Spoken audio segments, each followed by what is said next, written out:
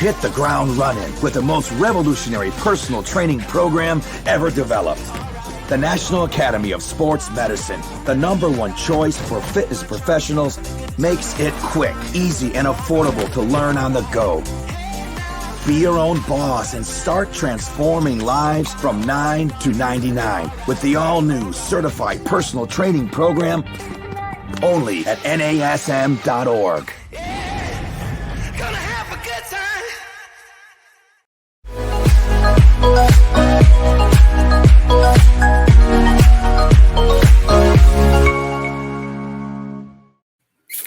Hello, everybody. Welcome to another episode of Random Fit.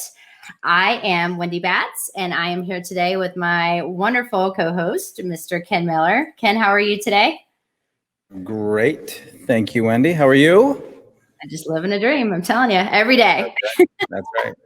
Anytime you can record a podcast, you're living your dream. Yes. May not be your dream, somebody's dream. Well, today we have another, what I think is a super fun topic. It is a day in the life of a personal trainer.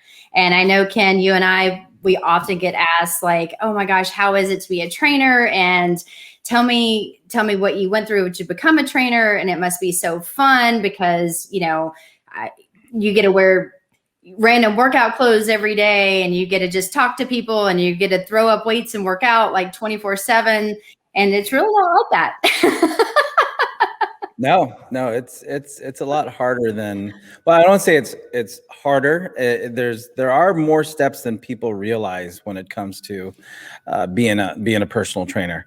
And like you just said, Wendy, that's one of those things. I have friends and families.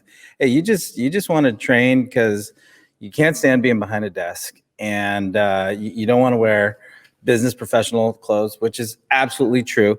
But it's also, you could just throw on a pair of shorts and a t-shirt. Again, as long as everything doesn't look like you pulled it off of the laundry pile that morning. I mean, an attire and the ease and convenience of what you're going to wear is one thing, but there is a lot more that goes into being a personal trainer than a lot of people realize. And, you and I have come across a lot of personal trainers out there, especially in our workshops, to where they say, I got certified. Now what do I do? Right. And that's, I get asked that question every time. Now what do I do? And hopefully we can shed some light today on what it actually takes to be a personal trainer. Very good points. And I get that same question very often as well. What do I got my certification? I'm switching careers. I get that often. And now I really don't know what to do. And one thing that I wanted to pinpoint right up front was when you're thinking about becoming a personal trainer, there are some ups and downs, and there's a lot of trial and error, but you've got to be very crystal clear of what your path is, because you are building a business. Personal training is a business. And I wanted to really emphasize that, because when you think of other businesses, you have a business plan. And I think that's one thing that we really want to emphasize is before you decide that you want to be a personal trainer, you really have to think about what is it that you're passionate about. Why do you want to switch careers or even get into the industry if this is, your first career and this is truly what you want to do? And then, we're going to talk about some of this stuff too, is how are you going to be different than any other trainer that's out there? And, I think those are questions that if you have a crystal clear answer for, then this is definitely, it's such a rewarding career to be in. Like, I love being a trainer, and there are so many positives. However, there's a lot that you have to think about, good and bad, in order to be successful. Right. And, the thing is, the thing about becoming a personal trainer, the barrier to entry is really low. I don't say it's really low.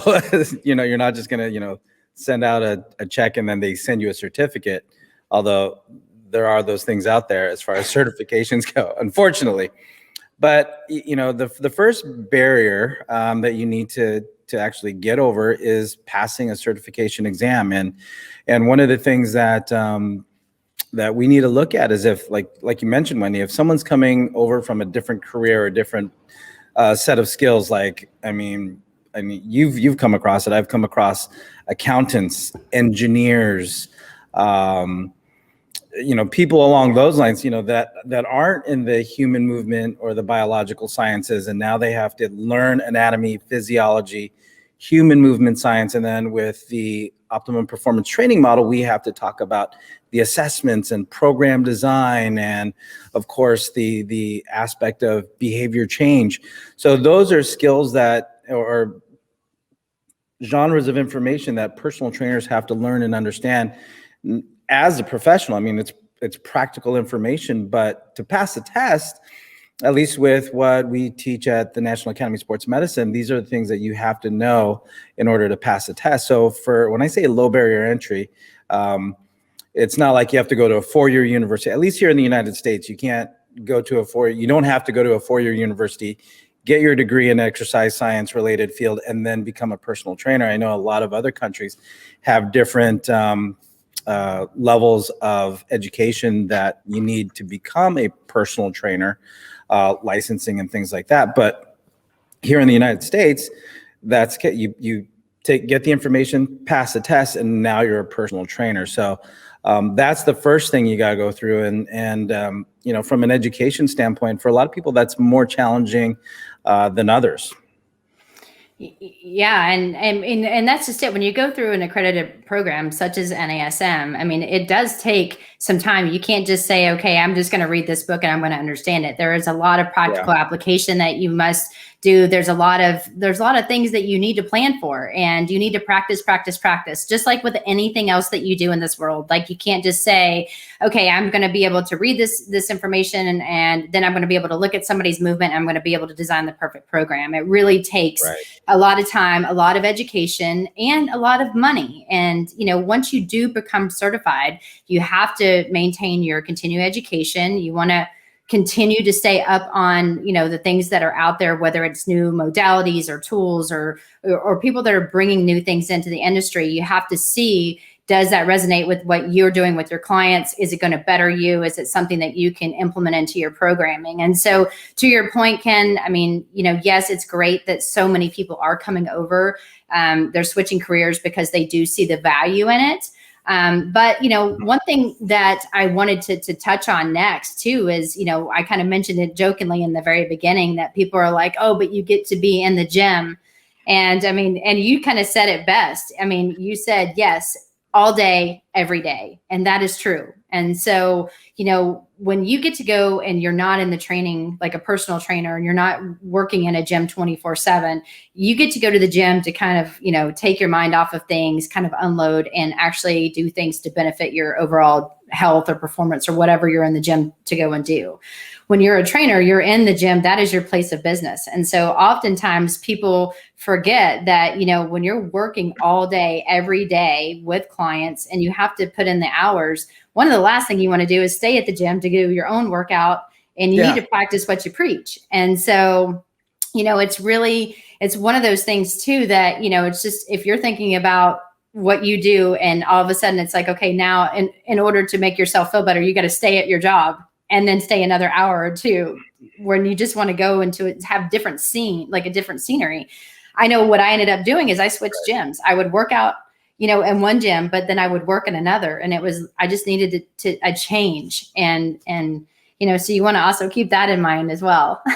Yeah, no. And I did this, it's funny. I did the same thing.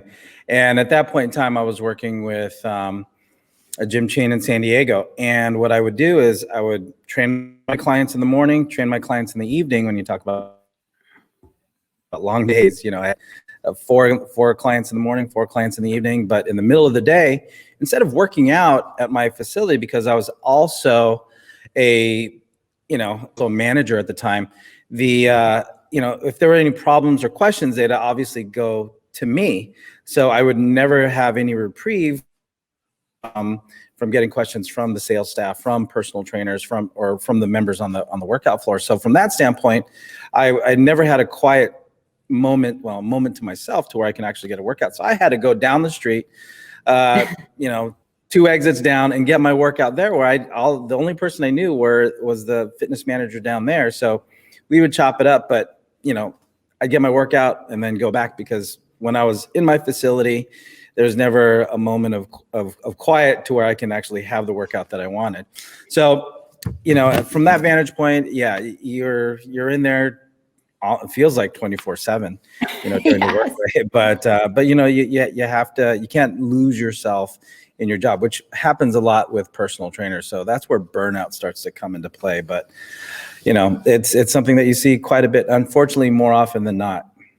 Yeah, so those of you guys that are joining us, I'm Wendy Batts. I'm here with Ken Miller, and we're talking about a day in the life of a personal trainer. And Ken, burnout is huge. And I'm actually going to share a personal story about that.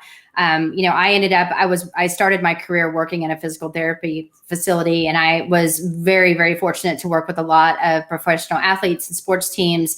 And I really built my business that way. However, I didn't want to travel 24/7 and doing some of the stuff that I was doing. I wanted to kind of do more of my own, quote, personal training.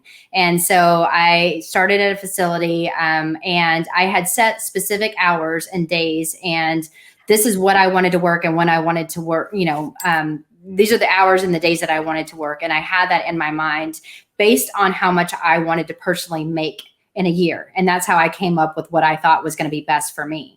However, you have to think, well, you have a plan, but then you have to think of what's truly realistic. And as a trainer, the busiest times are early in the morning, especially if you're working with business professionals that have to be at their home office at 8 o'clock in the morning. And so I ended up, I wanted to start working at like 6 or 7. And I ended up starting to take, 6 o'clock clients, 5 o'clock clients. 5 was as early as I would go. Yeah. But then I was like, okay, if I do that, I can work until 10.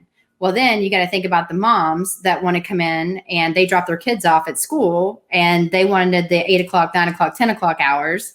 And then you're like, okay, well, then they had a friend that's like, you know what, she hurt her back and I really think you can help, but the only time she can come and see you is at 11 or 12. And then you're like, I had a really hard time saying no. And then it's like, okay, well, I'm going to give myself a chance for lunch. Well, then, I started back up at, let's say 3, and the same thing would happen. Like you would get the professionals that would want to come in after they got off of their, off of work. And, so you think 3, 4, 5, 6, and then you want to be done. Well, of course, then it was like, but I don't get off of work until 6 and I can't get to you till 7. Oh, well, listen, I've got this buddy. Can we work out at 8 o'clock? Because that's when my kids go to bed and the only time. And so before I knew it, I had such a hard time saying no that I would start at 5 in the morning. I would end up losing my own lunch hour or my workout hour, and I would end up working until 8 or 9 o'clock at night because I had a really hard time saying no and realizing that if I didn't take care of myself, that I was going to be in big trouble. Now, financially, that was fantastic. However, when you think about realistically on a health standpoint, it's not good to work that many hours every single day. Plus, keep in mind, Ken, and I know you and I were talking about this, when you think about holidays, like everyone's like, oh, okay, you're going to take, my kids are out of school and I'm going to go for spring break. Well, okay, if the people that don't go for spring break and they're still home, but, and now their kids want to come in and work out and all this other kind of stuff for Christmas breaks. When people are on vacation, that is the time they want to come into the gym because they have it where there's not work interfering with what they're doing. Yeah. So for you to think that you're going to have a vacation the same time everybody else is having a vacation without the guilt, we just want to throw that out there that doesn't happen very easily. Yeah. Yeah, no, it definitely happens. And Wendy, it's funny how our full-time personal training lives actually ran in parallel because I'd have that too. Business professionals in the morning, 5 a.m. till 8, and then after the kids were dropped off, I'd get those parents that would come in after the kids were dropped off, and then the occasional lunchtime crowd would start coming in and working out with them. And then high school, junior high kids would come in after 3 o'clock, 3:30. And then, of course, like you mentioned, those, business professionals that came in after work. And then, it's a grind. And a lot of people don't realize that when trainers are in there, they can be in there for 8, 9, 10 hours sometimes. And when, as a member of a gym or a member of a facility, you see your trainer, you see them when you're working out. But a lot of times people don't realize that trainer's been there like 3 hours before that, and then another 3 or 4 hours after that interaction. So there's a lot of clients to be worked with, especially if you're a really good trainer you're going to be one of the busiest guys in the gym if you're really good, and that's what happens that's why I was so busy, I guess. But, well, I guess me too, right? Yeah, I mean, man, we're going to mark it up to that, but or we're the only trainers in the gym. Yeah, we're the only ones they hired for ever, because we just did it all. But as I mentioned before, it is a business, and I think oftentimes when you're working with a client, trainers really do want to think about how you're going to get a client to a goal. And so we often say that your body starts to adapt every 4 to 6 weeks. And so that's when you really want to start reassessing and changing programming. However, with my clients and the way that I was building my business, they liked the variety. So every time they came into the gym, we still followed a certain, kind of layout. So we had these specific sets, reps, exercises that were going to be in their best interest. Depending on where they were within there's this, phases or range of a model that we use with NASM. And so keeping that in mind, you have to really program and think ahead. And so for me, I wasn't one of those trainers that would walk into the gym and be like, I'm going to wing it every day for, 8 to 10 clients that I saw. I would have a plan. And so not only were you working, or you can, if you're busy, working incredible hours, building, actually getting paid because you're working with a client, but you have to think too, when you go home at night, you have to sit down and plan a program for each client that's coming in the next time you see them. And so you want to take notes on things while you're taking them through your program that you had developed for them that day. There may be some changes that you need to make based on an injury that happened over a weekend that, they were running with their kids playing soccer and they twisted their ankle. And so you maybe had to change something on the fly. However, it was also going to change what you may do with them later on. And so it's not like you build one workout and that's the workout that you're going to do. Hopefully the workout of the day. You don't want that, because every program should be individualized with that client's goals in mind, for safety reasons, but also to show that you are successful. Like if you want to be successful, your success story is in your client and how they look, feel, and move at the end of the day. Right. And again, when you're talking about program design, and this is where the rubber meets the road when it comes to having things laid out for your clients, and especially when you are talking to a prospective client and you're telling somebody how you can help them, or you're trying to relay, okay, well, here's the roadmap. And as a good personal trainer, you have an idea, you can start putting together a plan in your initial discussions on, okay, here's where you are today. Here are your goals way down here. Here's where you are today. And here's how we're going to fill in the gap. We're going to start off with looking at what you need to do better first to move better, more efficiently, and reduce the risk of injury as best we can, to make you more efficient as a mover. And then we can start to apply load, either increasing the volume, starting to increase intensity, again, based on your client's goals. And then that will lead you ultimately to the end of where they want to be when it comes to either looking better, feeling better, performing better. And as a personal trainer, these are the things that you have to relate. Today, we are talking about the day in the life of a personal trainer with me, Ken Miller, and Miss Wendy Batts. So when it comes to being able to educate your client, we need to be adaptable, right? Because things change. Someone sprained their ankle and they can't do anything with their lower body, but they still want to come and work out. So today, maybe we do something more core or upper body oriented, but we're still trying to lay true to our initial plan. And again, that's what your education and your experience will help guide you as a personal trainer as far as helping your clients achieve their goals. So yeah, the days of the let's do the exercise of the day, or I saw a cool exercise on YouTube. I am definitely going to work that in today. Right. And, we can't do that because, those types of trainers are easy to spot. Now, if you can build a new exercise in with logic and rationale, then go ahead and do it. I mean, you do want to have some flexibility. You do want to be, adaptive towards what the client wants to do too. But overall, I think, having a plan and being able to stick to the plan and being able to rationalize when you need to change that plan is what really separates the good trainers from the not so good trainers.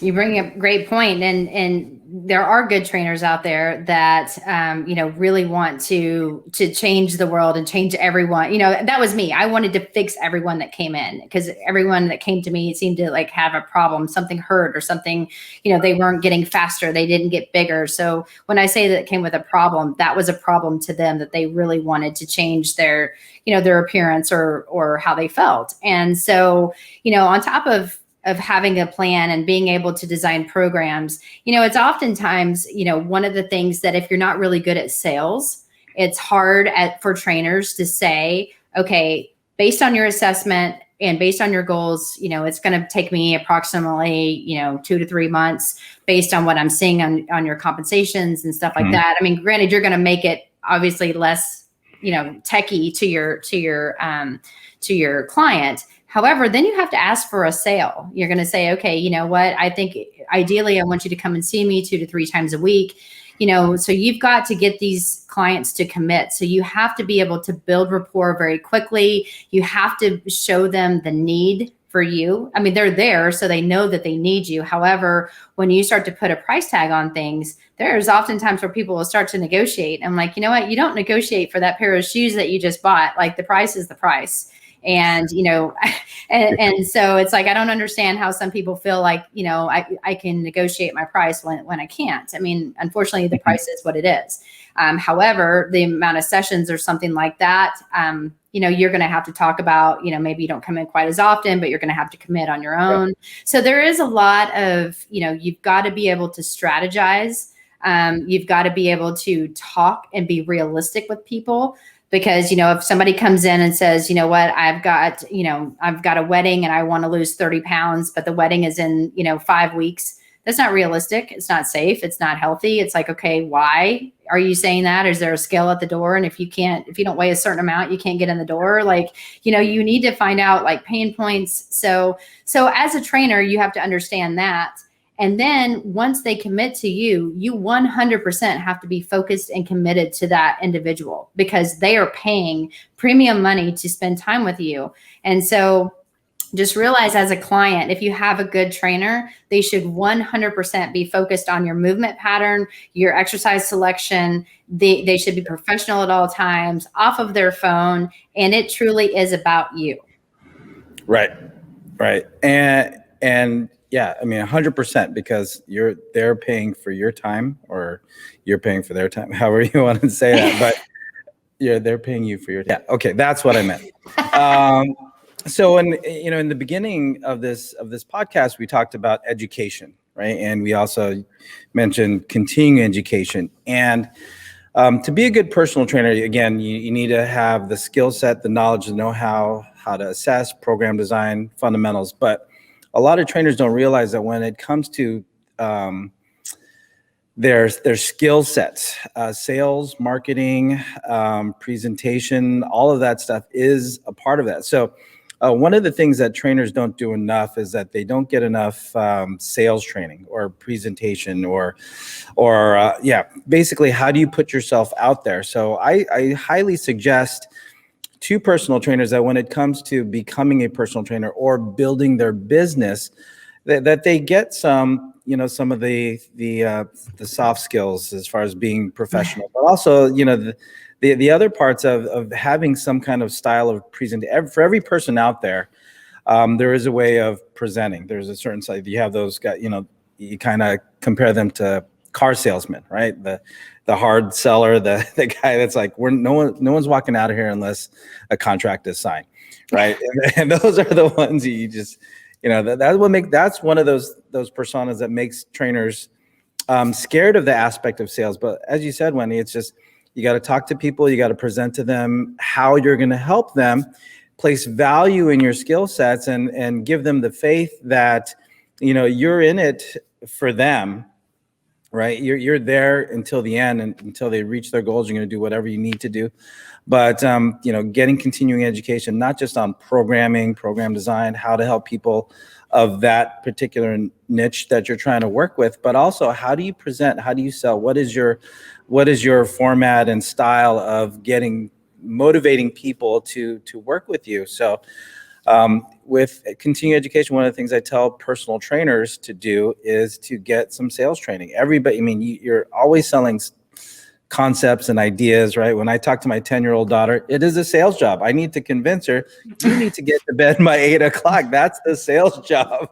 You know, so you do it more often. You know, I want to have spaghetti for dinner. No, okay, you want to have grilled cheese and, you know, but I got to sell you on the fact that, hey, we're going to have spaghetti for dinner. That's more my son than anything else, but I digress. So to be a personal trainer, you can't be a successful, gainfully employed personal trainer without getting clients. You can't get clients without having some kind of sales technique that fits you and your style and helps build relationship with the people that you want to work with. Yep. And for those of you guys, again, that's joining us, I'm Wendy Batts. I'm here with Ken Miller, and we're talking about a day in the life of a personal trainer. And two other points I want to hit on really quick, Ken, and I know that you 100% can agree. On top of the sales and on top of everything, when you're working with a client, you know, we have to leave all of our problems out the door. So you don't bring your problems in. When you walk in that door, it is literally about the client, which we talked about. So if you're having a crummy day, then you're having a crummy day, but nobody else knows it. And sometimes that's difficult, especially when you're also you're listening to people's problems and you're just, you know, you're not there to, you know, to necessarily give them advice that's out of your scope of practice, but you're there to be, you know, to listen and try to get them to focus on what they're doing to hopefully turn their attitude or the negativity that they came in with. You're turning that around into a positive experience. So that also, you know, can become very, you know, wearing on you, especially when you have a lot of clients throughout the day. And, you know, but on a very positive note, you build friendships. They become your family if they're with you for a long time. So that is an amazing, amazing part about what we do. But also too, think of this. We talk about show, tell, do. So in order to be a really good trainer, one of the things that I think is very important is that you demonstrate an exercise. And usually you have to do anywhere from 1 to 3 repetitions. So the client has a true understanding of what you're looking for and how to perform it correctly to reduce the chances of compensation or injury. So you think about that, how many exercises you do in one program with one client. And let's say you're busy and you have anywhere from 6 to 10 people a day, every day. That is a lot of reps, a lot of sets. You're handing the weights, you're cleaning the weights, you're picking everything up. You're also picking up other people's stuff that maybe left some stuff out. So you have to be very energized. You have to be strong. You have to realize that you have to take care of yourself first too. But if you are not a trainer and you're listening to this because you want to know truly what is it in a day of a life of a trainer, you should sometimes give your trainer a pat on the back and say, you know what? I know a lot goes into what you do every day. And it makes me respect and like you even more, because there is a lot, especially if you know that you have a really good trainer and you value what your trainer's trying to do to help you.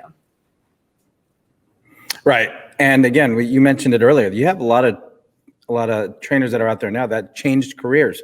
So they didn't necessarily come from an exercise-based background or were the most athletically inclined person out there. So a lot of trainers that we've had a chance to work with in our live workshops, this is the first time that they had to learn how to do these exercises, right? So for a lot of trainers that are out there now, they had to learn and actually be proficient at performing and now demonstrating exercises. So a lot of us, I mean, when I first learned, I had been training for 10 years or something already by the time I learned the NASM Optimum Performance Training Model. So for me to learn a shoulder combo or a single leg squat and to do these things properly, it took a while because I had my own compensations I was trying to work with. So now to do it to a point where someone gets the idea and they can do it properly themselves, I mean, that's a total reflection of you as the personal trainer. So yeah, so not every personal trainer out there comes from a physically based background to where they just woke up one morning and they can do a ball shoulder combo or a single leg squat. A lot of trainers had to work towards that. So that's another great point when it comes to being a good personal trainer. You have to be in pretty what I call demonstration shape. Right. We have to be able to do 2 to 3 really good ones at the right pace and at the right time and all that. And I want to make sure that, we're talking about ups and downs. We just want to be very realistic, because people always talk about how awesome it is to be a trainer. And it really is. It is such an incredible career. And I wouldn't change it. I really wouldn't.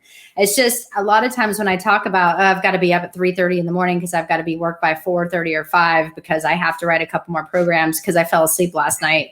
I didn't get home until 8 o'clock, and I was like having to do some stuff around the house. I needed to write some programs. And then, now I have a family. So how am I going to do all this stuff? It really is realistically something that you want to think about. You've got to learn to learn to say no. You have to take care of yourself first. You have to put priorities in place and stick to them. Again, I did not in the very beginning. I quickly had to change my ways. And if you do all that, now you can, like I said, if you're not training and you just wanted to know, give your trainer a pat or say, good job. If you are a trainer and you're new to it, just hang in there. It's rewarding. Yeah. Definitely. There are more pieces to the puzzle than people realize. And as a new personal trainer, you just have to explore and find a mentor, someone to help kind of hold you by the hand a little bit till you get there. If you didn't understand what you were getting into before you took that certification exam. But also as a client, you should have high expectations of your personal trainer, because to be a good professional personal trainer, there's a lot that should be, in their noggin up here as far as how they can help you. So yeah, I mean, there's a lot to it. So with that being said, Wendy, I had fun as always. So thank you for having this discussion with me on the day in the life of a personal trainer. Well, thank you. So everybody out there, thank you for spending your time with us. We really appreciate every opportunity we have to be in front of you or to be in your earbuds as you listen to the Random Fit podcast. So if you like what you're listening to today, listen, follow, subscribe, all that good stuff. Download it, listen to it during your workouts or on your drive. But we really appreciate you being here with us. So until next time, take care and be well.